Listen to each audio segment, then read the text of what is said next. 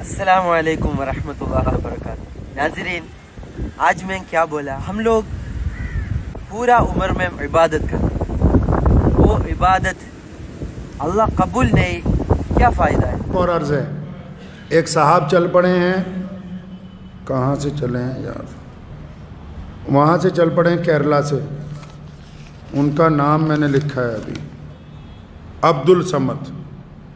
یہ بھی شہاب چتر کی طرح پیدل چل پڑے۔ خدا کا واسطہ ہے، پہلی بات تو یہ کہ پیدل حج کو مذاق نہ بنائیں۔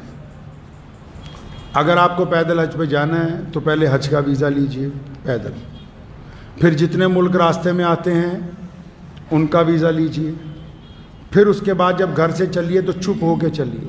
اب تک جتنے لوگ پیدل حج بیت اللہ کے لیے گئے ہیں، اب تک جس دن وہ حرم کی حدود میں پہنچے تب دنیا کو انہوں نے بتایا کہ ہم آ گئے ہیں۔ یہ تاریخ ہے پچھلے 1400 سال کی، وہ بھی وہاں کی حکومت نے بتایا۔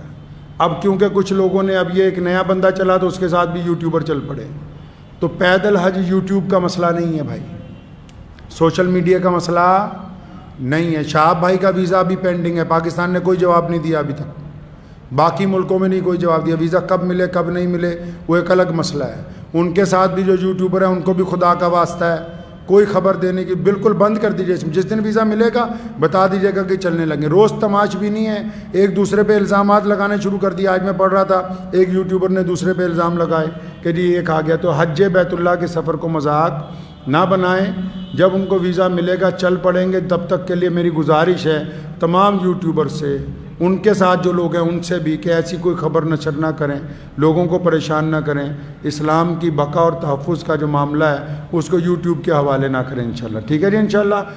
السلام علیکم ورحمۃ اللہ وبرکاتہ۔ ناظرین، آج میں کیا بولا؟ ہم لوگ پورا عمر میں عبادت کرتے ہیں، وہ عبادت اللہ قبول نہیں، کیا فائدہ ہے؟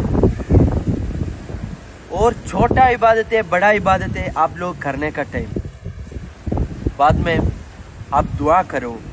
کیا دعا؟